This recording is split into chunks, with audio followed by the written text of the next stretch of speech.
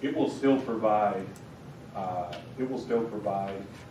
improved drainage characteristics of that north ditch of County Road 12, even for storms that are above what that pond is designed to do.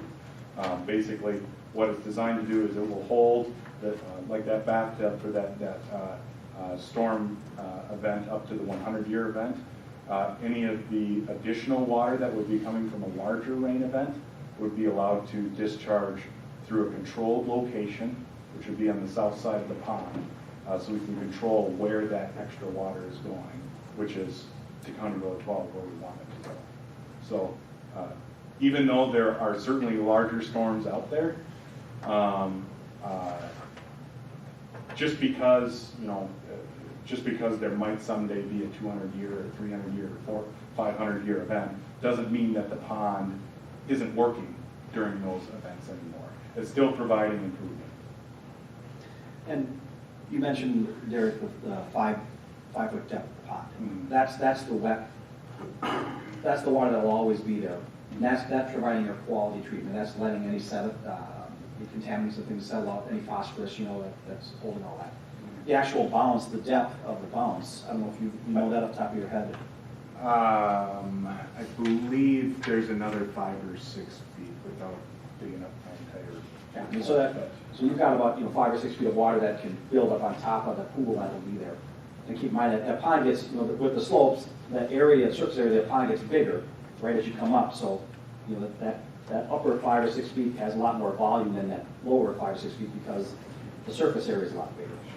And then there should be some amount of freeboard from the 100-year elevation is called the high water elevation. Where the water normally is going to sit on a day-to-day basis is called the normal water elevation. And so we designed the normal water elevation, the high water elevation at the 100-year mark. And then there's that EOF, the emergency overflow that we talked about, that Derek said when you get the bigger storms, it'll fill up and go over that EOF. But there's usually a little bit of freeboard from the high water level to the EOF. Usually that's 1 or 2 feet.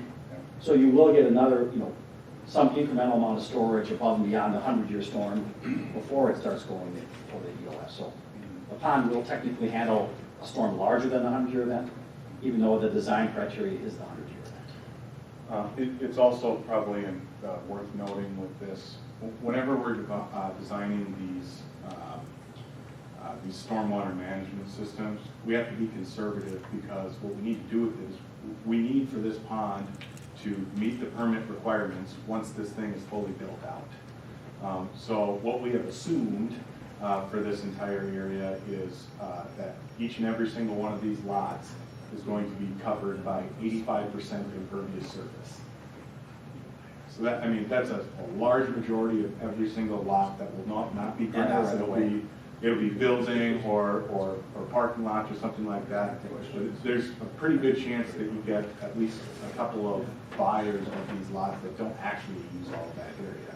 In that case, the pond would be oversized. So you have to plan for no worst case. Yep, we plan for worst case, and it's something that, as these sites are developed and a developer comes in and they want to build something, that's when things get routed through us and we compare their proposed design to what the site was originally designed to do, and we keep track of that. Yeah, and just for reference, that 85% that Derek talked about, that applies to our public right-of-way too, right? Because we're going to have roads built in our right-of-way. And when, on the plat, our right-of-way is platted at 80 feet wide, right? That's the corridor that the city's going to own for its road. But Derek had mentioned in his presentation that the road we're planning to build is 40 feet wide. Right? So half of that right-of-way is going to be the boulevards. But for the stormwater analysis, we use 85% as being hard surface, when in reality, in our right-of-way, it's only going to be 50% hard surface. If somebody were to come in with a amount of hard surface that's more than what we had assumed, that's when we could say, you've got to put a supplemental holding tank or something on your property because you're exceeding the design limits that we set this up for, so now you've got to handle any difference on your property before you discharge it into our system.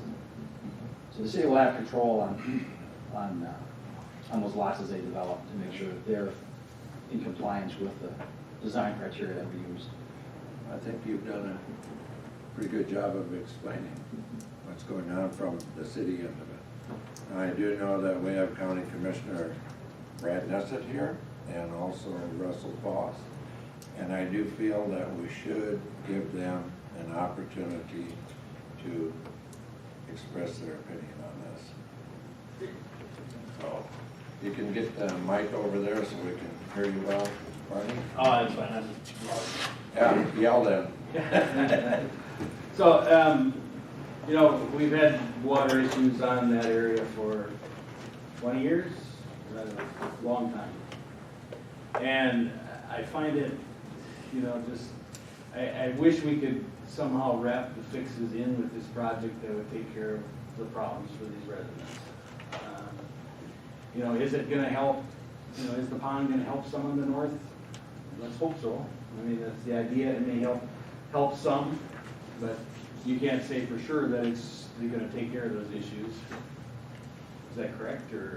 Yeah, no, I mean, we just went through it. That's what the storm sewer is designed, as long as it's constructed the way that we have designed, and that's the way it's. So, you know, and the easement that you got to dump drainage water on, you know, was done, what, 50 years ago or whatever it was, to help the county out, because our road was okay, forgive me, but I would lay odds that, you know, 7 years ago when he signed that easement, he wasn't thinking they were gonna dump 10 times the water that, you know, could be. Because now you said you're directing all that water that used to flow down on the north side, you're catching that, and that's all gonna flow into the south. So, you know, that's been an issue for a long time along there. And, you know, I have talked to the county administrator, and we've discussed this, and I'm gonna possibly bring this up to the board, and talk about permitting and stuff, and when it comes to permits for this. I wish we'd take care of the problems with the residents in a, you know, amiable way. I mean, it's just, these are problems that have been known for many, many years. You know, everybody dropped the ball. The city of Kenyon when they built the houses there, the county when they put in the driveways. I mean, there's enough blame to go around for the whole thing as far as the problems there. I just would like to see the problems getting taken care of in this project somehow. You know, Greg has talked, there is, you know, possible money. He's gonna give me some numbers coming up here as far as where we're at in dollars for storm sewer. Maybe that's, you know, maybe that's the route to go.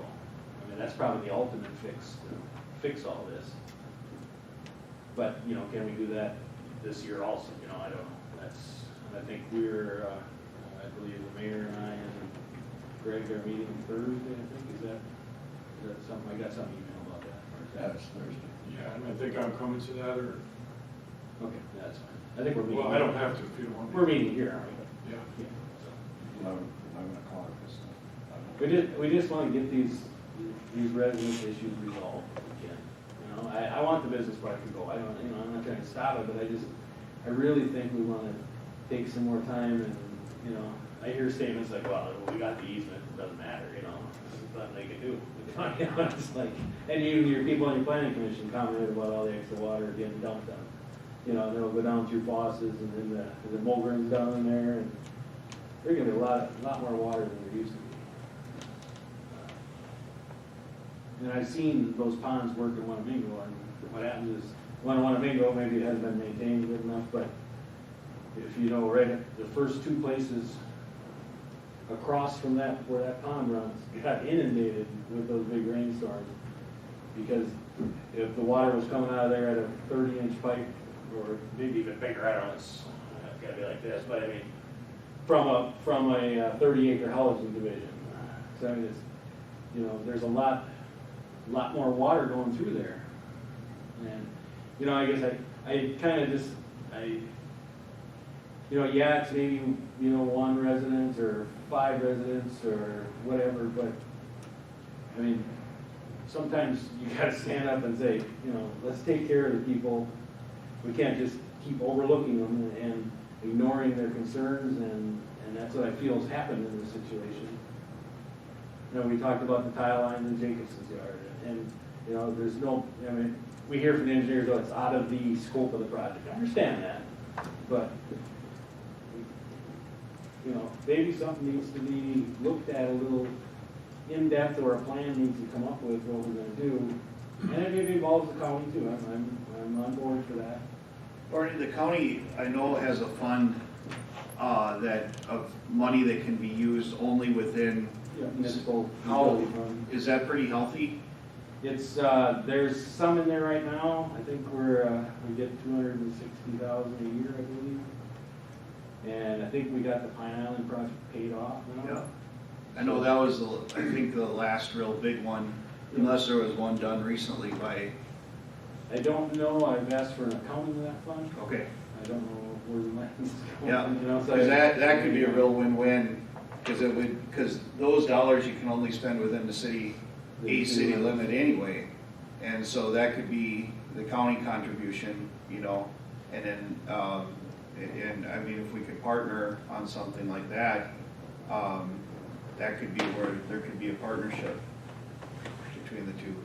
Well, I mean, it's just, I think the county's gonna have to pony up something, because like you said, they were complicit too. yeah, I mean, it's, everybody messed up. Yep. And So I plenty don't, of blame to go around. I don't think it can just be the city that forks the burden here. It's gonna have to be both. Yeah, and I'm in agreement there, Yep. but I wanna see it addressed, because if it doesn't get addressed now, it'll be, who knows when before it's addressed. Yeah.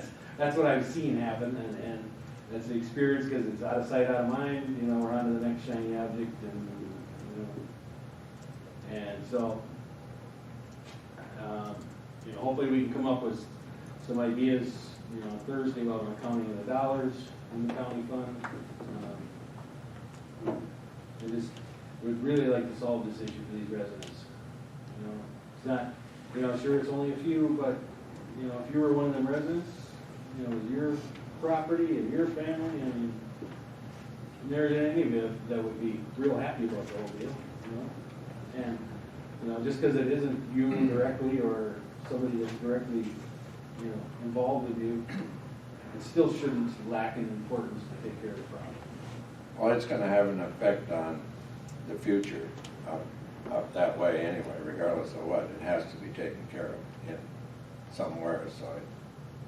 Yeah, and then if it's, you know, if you're truly, you know, what do you do with it, I guess that's the question. What do you do with that stormwater? Do you do something different? I mean, do you do so you have just one big pipe at the top of the, or do you got like different pipes as you go up in the heights, or is it just one when it gets full it starts draining? In terms of options for addressing the drainage here, Well, the speed of the water coming out of there, I guess, out of the pond. there's a number of different pipe sizes and shapes that you can use in order to address it, but in general, this would be a fairly large diameter pipe.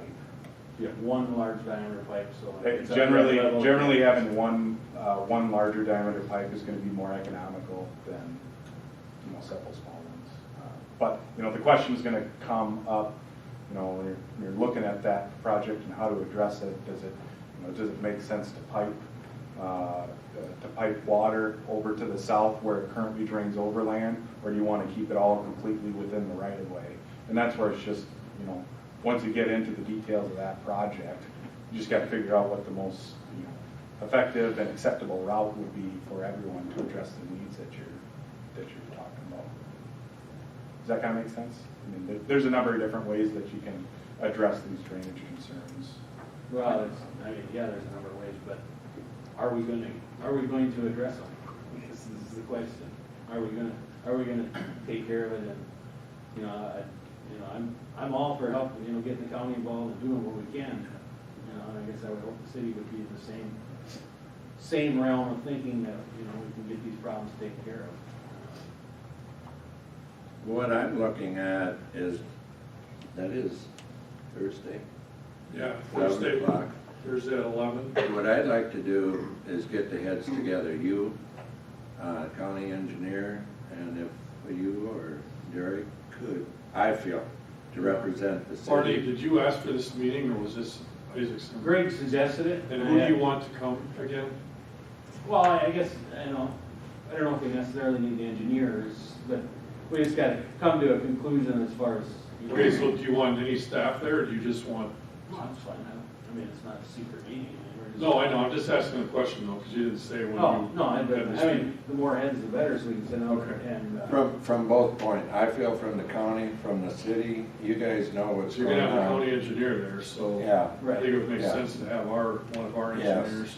yes. Or It's just- however that works. yeah, so, I mean, let's see if we can't get this issue resolved and taken care of these residents. Well, okay, so the thing is with this project now, with the business park project, we Right. have a finite schedule with the state. Half of the cost of this is being paid by deed. And so in order to change the drainage completely and eliminate the current drainage that's proposed, it's gonna kill it off. I mean, we're gonna lose that money. Because we're not gonna be able to get a project. And I've taken this from what Greg said to me when I talked to him on the phone a little bit before our meeting Monday. If we change this, so all the water's gonna go into existing, and we have to redo, I don't know if we totally reconstruct 12, but we have to do a major project to it. We're not gonna meet our timetable of, the state 18-month schedule and all that kind of stuff. So we talked about this as two separate things. The business park has a plan to carry the water, which is gonna greatly reduce flow coming off of that property going to the west. But then we also talked about the fact that we would look at 12 separately and look at a long-range plan. I don't think anybody said we were gonna blow anybody off. I keep hearing this, we're not blowing these people off at all, the residents, but that we would address that, whether it's next year, because we certainly, I don't think the council wants to let any of this go, but I think to tie all this together and say we're gonna completely have to redo where our storm's coming from is probably not gonna work with the schedule we have. Right, so I mean, you could do the project and then today. next year have, if you did the road project next year, you just take the tile or it goes across the road and you put it in the storm sewer and take it down or whatever, I mean, whatever you end up doing. So no, it wouldn't have to be done all at the same time. Yeah, that's what I'm trying to clarify. We talked about that But Monday, that, I don't wanna see it out, in 12 years we're gonna look at it. nobody's saying that. No, So, that's my concern. But you have a request from Mr. Foss to eliminate this area from the drainage. And in our discussion and our engineer's analysis, and the county engineer's analysis, they don't agree that eliminating that would be a good idea. And if that's eliminated now or soon, it's gonna basically make the business park project, at least under this year's timetable, and we have that grant and all that stuff, it's gonna make it difficult to do that. No, I mean, I'm fine as long as we have a plan that we're agreed upon and we can come up with and actually resolve these issues. I just haven't heard a lot of that, and that's kind of my concern, is why I'm putting up a red flag and see. Well, when we met Monday, I thought we did talk about that, and I thought that we did talk about the fact that we were going to look at this as a separate issue, and maybe I didn't hear it right, but I didn't hear anybody say, well, we're not gonna address it, the long term and County Road 12.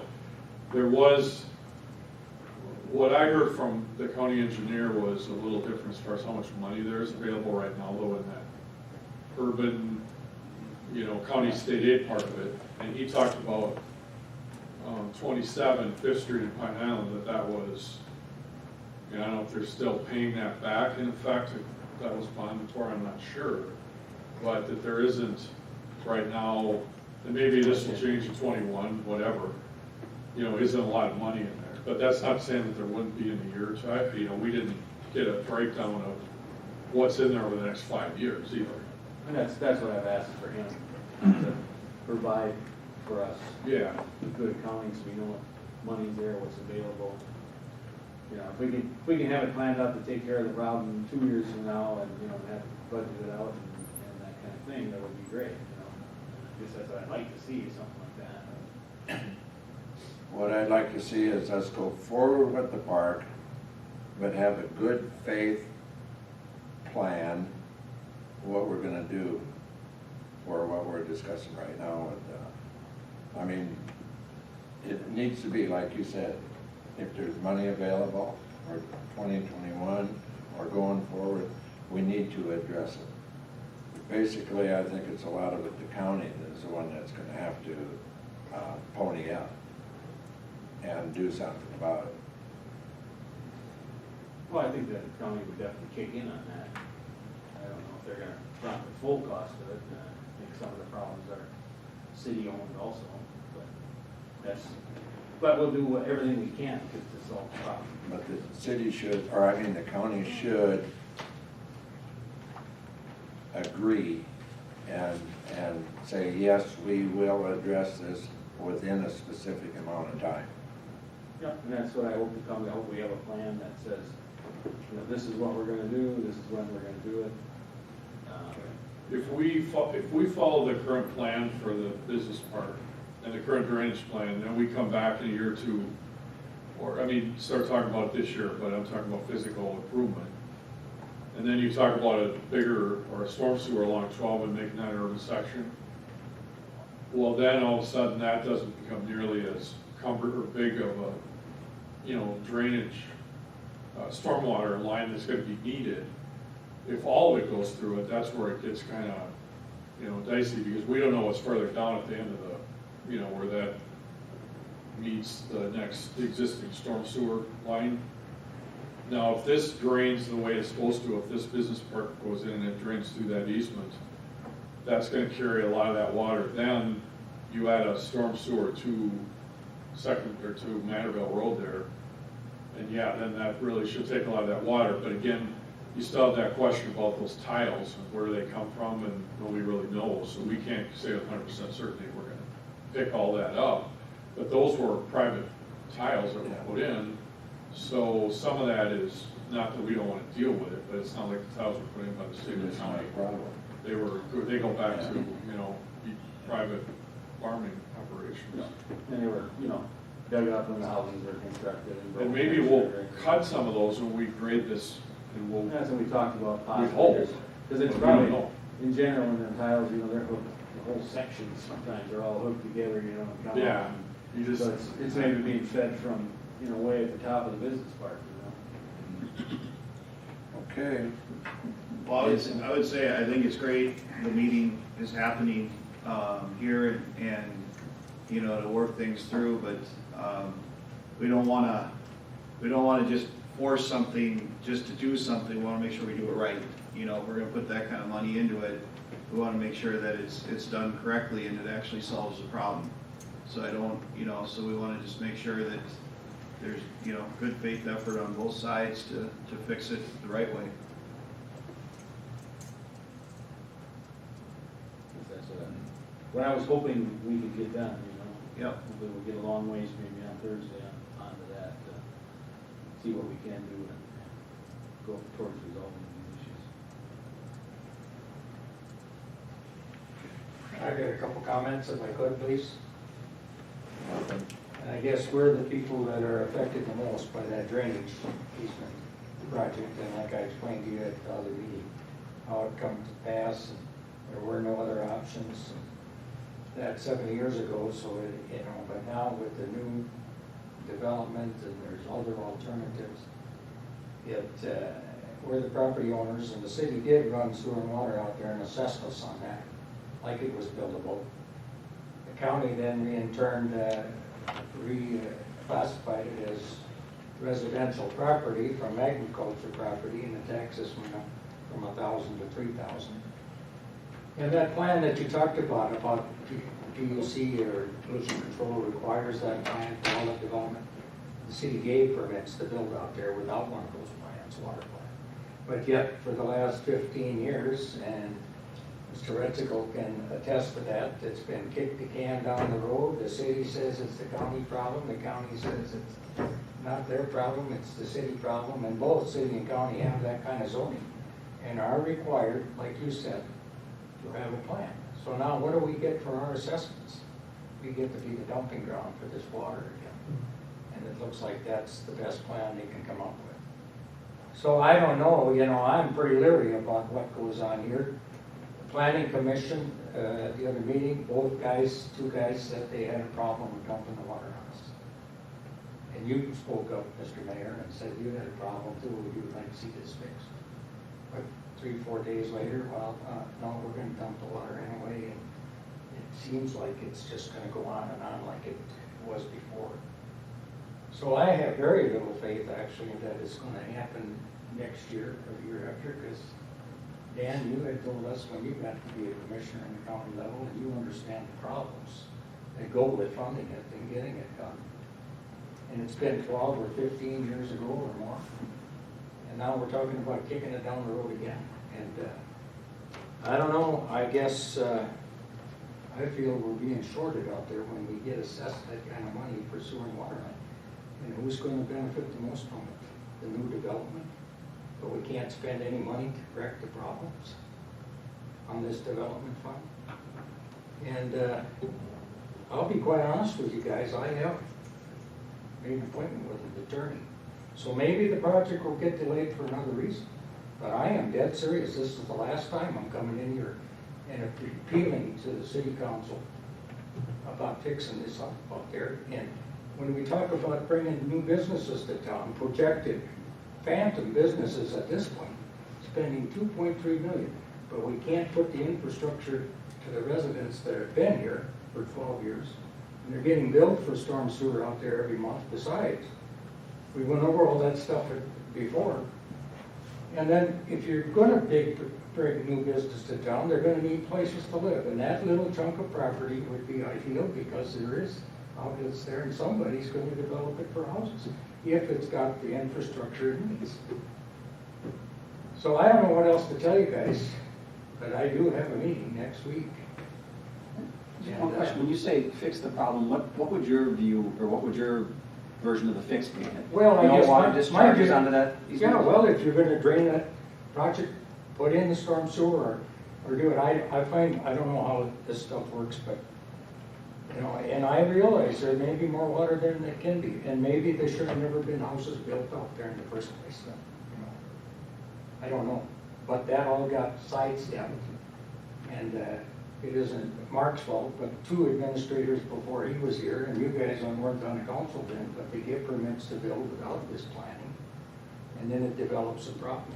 But how would you like to own one of the houses out there where their tile lines are boiling up in your front yard because they got cut when they were, and then the county, they were dumping in the county ditch at the time, which was very legitimate when they tiled those farms. So now they run them under the road and bring them back up to our easement, which there was a tile line to drain that for cattle that was so wet. And then that's plugged. Well, now they want to dig it up today and fix it, but who's going to dig it up next time it's plugged and there's no easement or maintenance agreement on that easement for doing anything with it? It is drawn up 7 years ago and they didn't have them things in place then. But I don't know, I feel like we're getting zilch for what we bought or was assessed for. And my folks didn't have a lot of money, so they put that $13,000 on their tax statement, $2,500 a year plus 12% interest. It was in the early 80s when that interest was real high. So they actually got probably 25, 26, 28,000 in that little stretch of sewer and water. And now the best thing they can come back with is, well, we don't want you to use your property for development, but every intention as they run that line out there was told, well, you just pay it because someday that'll be land you can develop and build on. And now, oh, wait a minute, we need this property again to dump the water. And so I just feel like it's a bad deal.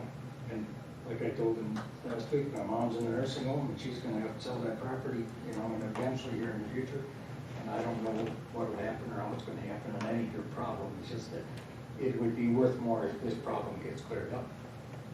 And so when they say, well, let's look at it in a couple of years and a couple more years, and then it just gets to be, well, as long as he's not in here every week complaining, we can't afford it.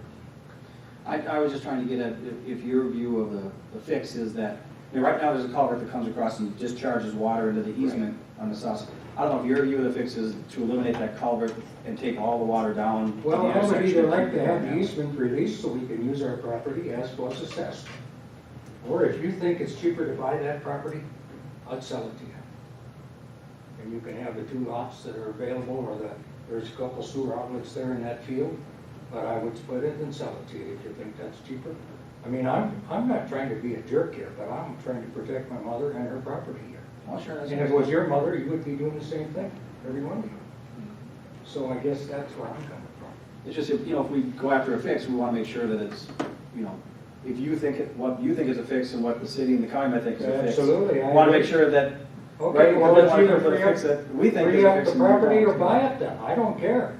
But it's enough of us paying taxes on it and paying for the sewer and water and running it out there. And then the city's gonna benefit from this, like the new development. And Sure, you're not sure. gonna assess those other people, they run that line out around there through those private farms. No assessments on there, but we got assessed for the sewer and water line when it goes by our property. That seems a little bit, to me anyway, so I don't know. But, you're gonna have this meeting and it's gonna have to be something concrete. No, I think that clarifies it. So, from your view, the fix would be either eliminate the easement Yep. or else. Get the water Purchase. running downhill like it should. They've got an approach in there with no culvert in it. You talk about downsizing. And all that water used to run in behind those houses for a long time after they abandoned the railroad and they started farming it. The whole flow changed and it all come down below there. And I showed you some pictures of when those houses were under construction and the water that's coming down there was unbelievable. Quite honestly, if it would have been a water plan developed for those houses at that time, they wouldn't have let them build. Because it was that bad a problem. But now that they're up there and they sold them and these young people have them houses, I mean, this is just poor. Just, I think, from my standpoint, and I'm just a farmer, but I think it's poor. And I realize about this outlet stuff because we've got several farms that are tiled completely and you need a good outlet. And that system is only as good as the drainage and the outlet is where it starts and finishes. If the outlet isn't adequate, none of it works afterwards. So I understand what you're talking about, how much water's coming down here, but, we're talking about $500,000 to do that stuff. I don't know, that seems high to me, but I'm not in that business. But you can do a lot of backhoe work for $5,000 to $10,000, I know that, digging a ditch up 0.2 of a mile. And I don't know what 30-inch culvert would be, but everything is higher than you think. So, and we talked about putting it on the road, isn't it a possibility to put it right in the road ditch itself? And then let some of the other water run down the ditch as it was, and put in the culverts that are necessary, let the water flow downhill? Because everything that's been done out there has been to reroute it uphill again, and now your pond is a better plan because it's gonna catch it and do, I believe, what you say it's gonna do, I believe that. But ultimately, the thing is still that you're rerouting the water that naturally flowed down behind those houses and bringing it over here to the corner and then dumping ours. And before those houses got built, there was hardly any water that went down that easement. It was all breaking through, and you can see that when you go out and look at the land, the flow. In an aerial map, you can see how the water trenched in behind those houses. So the county engineer rerouted it once before and put a dam in the road ditch to force it up to that culvert and across. And then downsized the culverts as they went down to get the funnel effect. Well, that's probably engineering. But let me ask you this, would you plumb your house like that with 4-inch plumbing upstairs and reduce it to 2 in the basement? I don't think anybody here would do that. Russell, we're need to move on with this meeting. Okay, well, I've so, said what I'm going to say, and uh, I guess I'll wait to hear from somebody here on your meeting this Thursday. I don't know, but that gives you some stuff to talk Meeting about. on Thursday. Thursday. Yeah. That's all I can tell you is the heads will get together and see what comes up, and you'll have a plan already in mind, I do, so. and I don't know how that'll turn out either, and I'd rather not go that route down. I'd rather sit down and hash this over and settle it. So, Okay, well, thank you, Russell. yep, thank you. We still don't handle that resolution. Yeah, it's on the, right, that would be the next thing on the agenda. Yeah, so the resolution that we've got tonight is for the plat itself, which approves the legal subdivision of the property, but it doesn't approve anything beyond that. Okay. Do we want to point out that easement? Yep. For A couple things in the plat, a copy of the plat was included in your packet. And we've also submitted a copy to the county surveyor for them to review it. And they gave us comments back just here recently, the last couple of days. More recent than the version, so we have updated the version from what you saw in the plat. The main change they wanted is, they wanted 50 feet of right-of-way shown along County Road property. We had shown this, there's traditionally been 33 feet on the north side, but the county had additional easement beyond that. And so as part of this plat, they just wanted to clean that up and just plat that all as a right-of-way. So we'll be platting 50 feet of right-of-way. Before we were platting 33 feet of right-of-way and a 35-foot drainage and utility easement, so a total of 68 feet. Now we're platting 50 feet of right-of-way and 18 feet of easement for the same 68 feet. So that's just a minor thing that the county wanted to clear that up so that that property was right-of-way rather than easement. So that's not a big deal. The other thing is, what it's not shown in your plat right now, but the change is going to be made to the final version that's presented for signatures, is there'll be a drainage utility easement over the entire area of Outlot 8, so that entire outlot is designated as a drainage and utility easement, because that pond is a stormwater management tool, and we want that to be protected by easement so that it's perpetually covered by the easement and cannot be used for any other purpose other than stormwater and utility purposes. So that entire outlot will have a notation added to the plat saying that the entire outlot is covered by a drainage and utility easement. It's not currently shown in your plat, but we just talked to our surveyors today that are preparing the plat, and they're going to add that notation that the entire outlet is easement. So those are the only two minor changes to the plat from the version that was included in your packet. Derek, any other comments on the plat? I think so, that. Council, do you have any questions? No. Wish to proceed ahead? Okay. We'll go on to item 1 then, B1. Resolution 2026-06, approving preliminary and final plat of Kenyon Business Park, a subdivision of land within the city of Kenyon. We will need a vote on that. Excuse me, I move to approve the resolution. We need a second on it. I'll second that. So there's a motion been made and a second for resolution 20-06. All in favor, say aye. Aye. Aye. It's passed.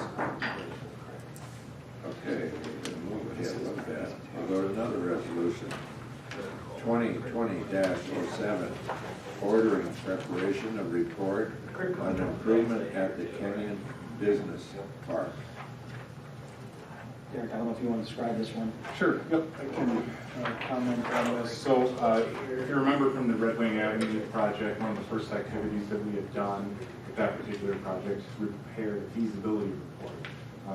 And to put it simply, that report does two things. One is to get a better understanding of the project and to understand what the scope of that work is going to be. But two, one of the key things that report does is it satisfies one of the requirements that will come along with the funding for this project. So as part of this process, as part of the funding for this process, assessments back to the newly developed parcels that will be subdivided as part of this, as part of the project, they would be assessed back to those property owners. So as part of the process to levy special assessments back to those properties, what we need to do is a feasibility report needs to be prepared. So really what this is, it's kind of a housekeeping item. We've beaten the scope of this project to death over the past year and a half, but basically what we need to do in order to meet the funding requirements is to prepare a brief feasibility report that meets the state statute requirements for Chapter 429 special assessments. So just saying that somebody buys the property, they're going to get a special assessment. This is so that we can, this will be just for the work within the parcel. We talked about we're not assessing the properties outside the parcel. Right. So this is just to identify the cost of the work within the parcel and to and to identify, to assign it to those newly created lots. So then at the county and tax rolls, it will show that if, this parcel number ID has this assessment tag to it from our development work. So that when somebody buys that, they know that that comes in their purchase. Yeah, the only thing to keep in mind is basically we're assessing ourselves with this. And so there will be a tax increment district set up. And the tax increment collected may go to pay the assessments or part of them. So just because there's say a $40,000 assessment for, just description, for discussion. If we have a project and we generate over 15 years, say, $30,000, the actual assessment we may charge the owner is 10, and the rest of it may go to be paid from the tax increment revenue. So it's sort of maybe misleading, because you'll see these numbers attached to these lots. That doesn't mean a buyer's going to pay that up front or pay it over time. We may pay a good chunk of that, but the idea is through the tax increment. Yeah. Basically, this is the first tool we need to do to set up for all of that, to be able to use those other economic development tools that Mark referenced, tax increment and all that. The first process is to do this report for Chapter 429, so we can get those assessments identified. Then Mark can use the economic development tools to address those. I'll move approval of resolution 2020-7. I'll second that. Okay, motion has been made and seconded. Resolution 2020-07. All in favor, say aye. Aye. Ayes, passed. Okay. Next one is update on Red Wing Avenue update, and there will be a resolution on that, but if you wish to speak on it first. And Derek has a handout on this one too that, he's handed out, I can just give you a little bit of background and then he can go through the details when he's back to his place. But essentially, we've been working on the plans and specs for Red Wing Avenue, the final design of the construction plans and specifications, the bidding documents for a while now. We did have an open house design meeting a couple of weeks ago where we invited the public to come in and look at the plans. We had the plans about 90% done at that time. We invited them to come in and look at the plan and the grades and give us some feedback that we could use in finalizing the documents. So we've taken all those comments into consideration. We've finalized the plans and specs now, so they're ready for consideration of your approval. So what Derek's handing out now is just an excerpt of some of the key pages from the document. So from the project manual, you've got the cover and the table of contents, so you can see all the individual specification sections that are included in the manual, and a copy of the actual advertisement for bids. That would be published in the newspaper and also published online so that the contractor market would know this project is out there for bids. And then from the plans, you can see Derek has just given you a representative handful of the pages from the actual plan itself that he can go through in a little more detail. It's his turn to speak, but ultimately, when we get through the presentation here, what we'll be seeking from you is a resolution to officially approve the plans and specifications, and then to authorize staff to publish the ad for bid and to set the time and date for the receipt of bids. And the time and date is shown on that ad for bid as March at 10 a.m. on March 5th. So we would have the bids, the intent is we'd get the bids on March 5th, and they'd be tabulated and ready to review at your March council meeting. So with that, Derek, I'll let you go over any information you want to specifically on the bidding documents.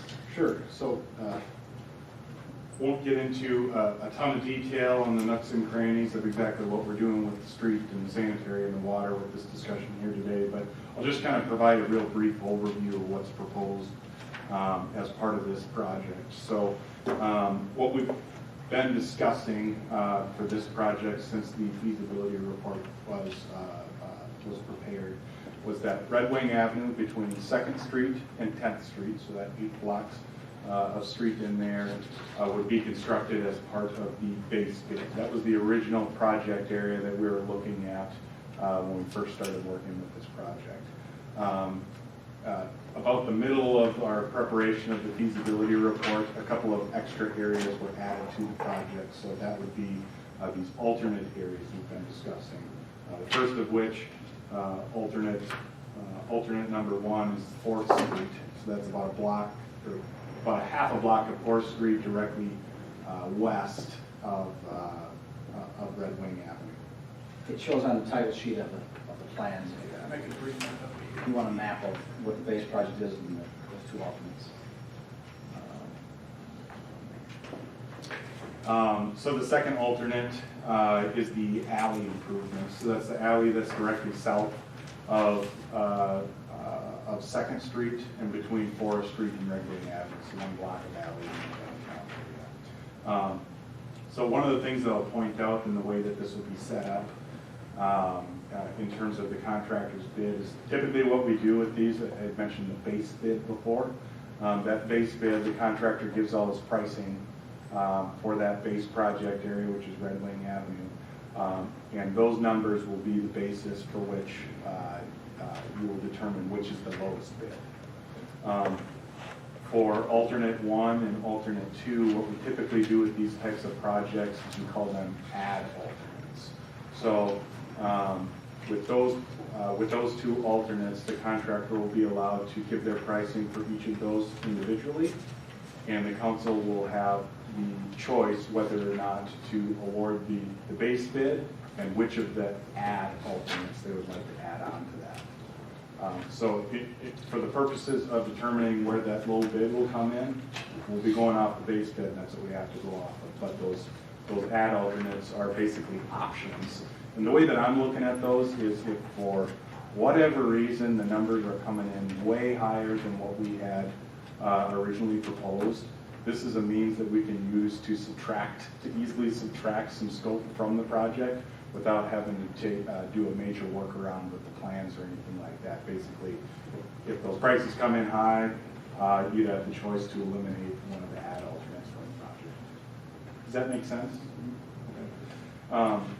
So in terms of what's included throughout this project area, we've got replacement of existing storm sewer, existing water main and services up to the property line. There's sanitary sewer main and services. Those services will also be replaced up to the property line. The concrete curb and gutter, replacement of bituminous pavement, and also new sidewalk within the project area. If you remember back from the feasibility report, we also had some extensions of new sanitary sewer and water main on the south end of the project to bring those services to some of those properties that currently don't have service.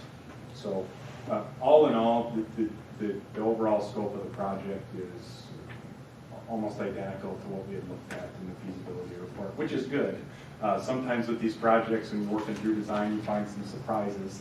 Not to say that there won't be any during construction, but for the most part, it's the exact same scope that was discussed previously.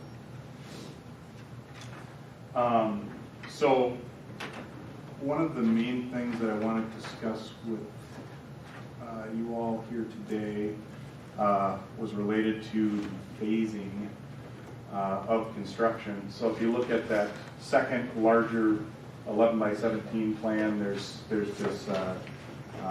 this version that we're looking that's up on the screen here right now. It's got a couple of different colors and it shows phase 1, 1A, 1B, 2, and phase 3. I just kind of wanted to walk you through those phases of construction so you can see what has been included with the phasing requirements for this project that the contractor will ultimately have to, he'll eventually have to comply to those requirements.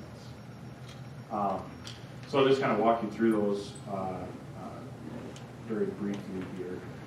Phase 1A basically includes that downtown area where we're probably seeing the highest amount of traffic and the highest demand for usage of that street. So basically what we've required in that area is that the contractor limit the amount of time that they're working in that area and basically only open up the street and make it impassable when they're actively working on site.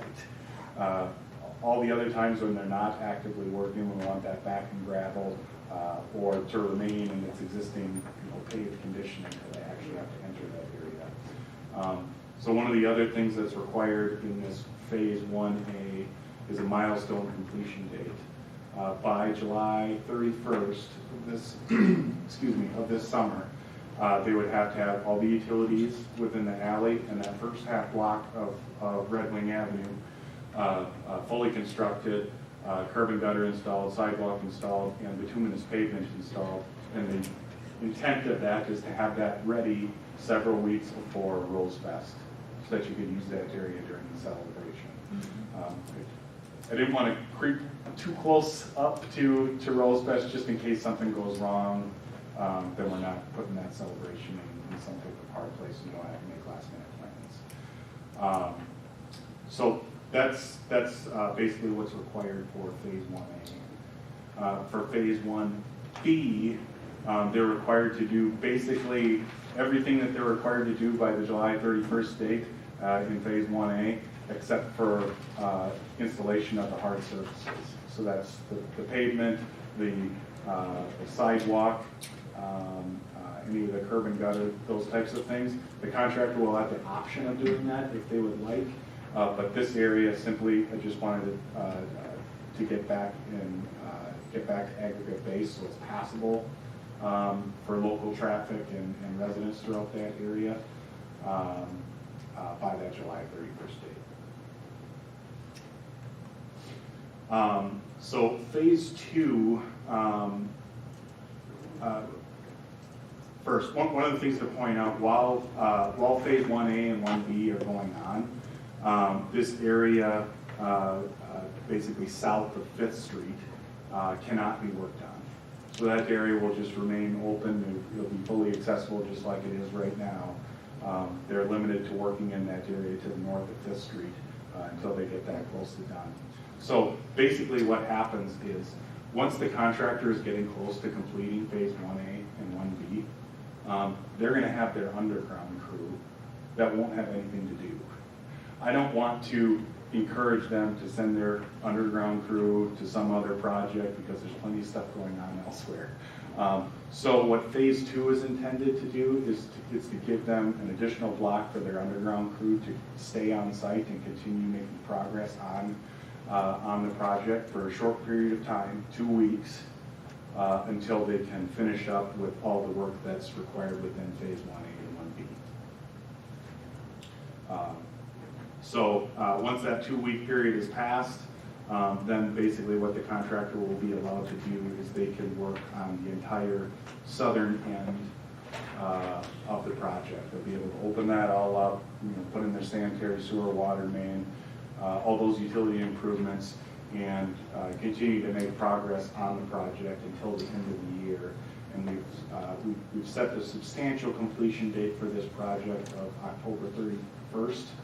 2020, it's pretty standard end of the year time that you like to see for these types of projects. Basically by that date, the entire length of Red Wing Avenue, 4th Street, the alley, all those areas, any of the concrete surfaces for driveways, sidewalks, curb and gutter would be installed. The first lift of bituminous pavement would be installed. And well, obviously all the utility improvements would be installed as well. While this work is going on, I'll kind of jump back a little bit. There are a couple of critical intersections that I want the contractor to make a point to keep open whenever possible. A couple of those, just to be short here, is 9th Street. 9th Street on the south end of the project is the main access to this mobile home park, Southview Estates. So we've added into the provisions of the contract that the contractor has to keep that open basically whenever possible. So unless there's a backhoe right out in front of that driveway, this should be open at all times. Same for 5th Street. I saw that as a critical connection point. Once they get in and working there, and it's also kind of that transition between the first half, or the north phase of work and the south phase of work. So what we're requiring of the contractor, unless they have a backhoe in that intersection, is to keep 2 legs of that intersection open at all times to allow better access to those areas. I guess There's a number of other provisions for providing access during construction. We'll be working with the contractor to try to make sure that they're following the guidelines of the contract.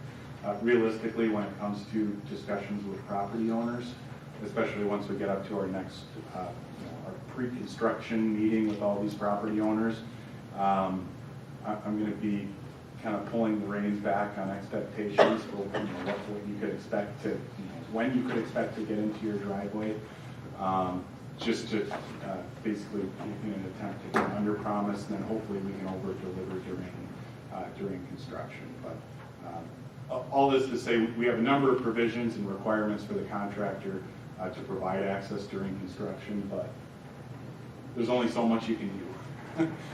There's going to be times during construction when access is just not going to be possible. For those times, be working closely with Lee to make sure that you can get emergency vehicles in an acceptable amount of time, and that he knows what's going on with that, and then also Wayne as well, the fire department, and that type of thing. And with the residents, so they know when access will be interrupted, so that they can get their vehicles out, like, the day before or something, so that they're not trapped in their driveways. So with those milestone completion dates and substantial and final completion dates, there is liquidated damages associated with failure to meet those completion dates, just like we've had on previous projects. So that would be the penalty. It isn't a penalty, it's a recoup for damages realized by the city if the contract for whatever does extend past the times that we've indicated.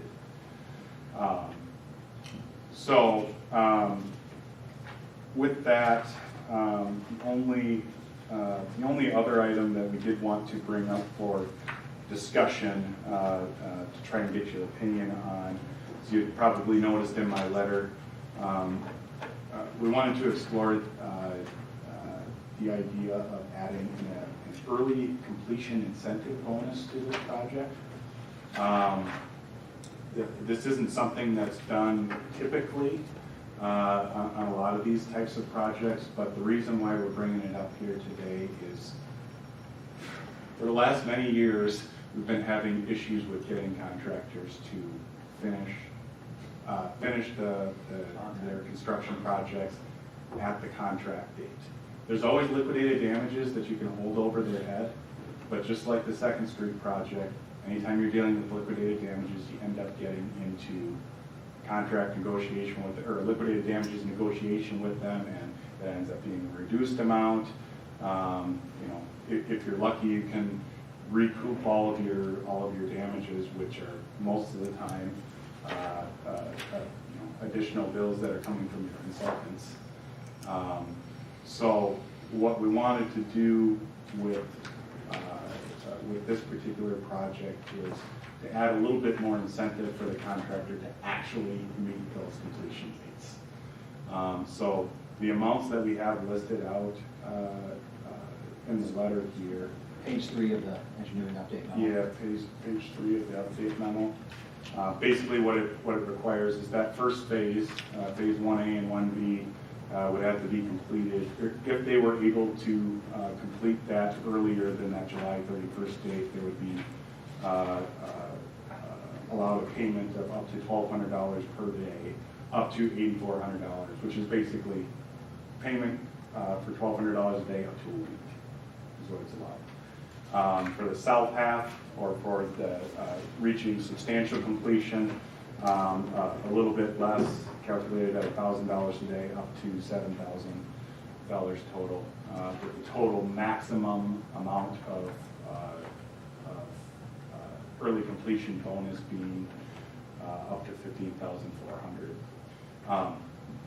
So one of the things you might ask, why would we volunteer to pay extra for these improvements? Did the contractor give us a price?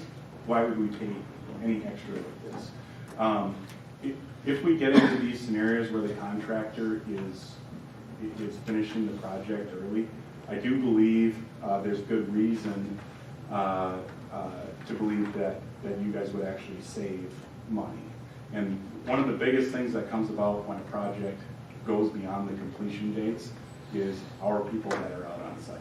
We have an inspector that's out on site. I'm involved with the project on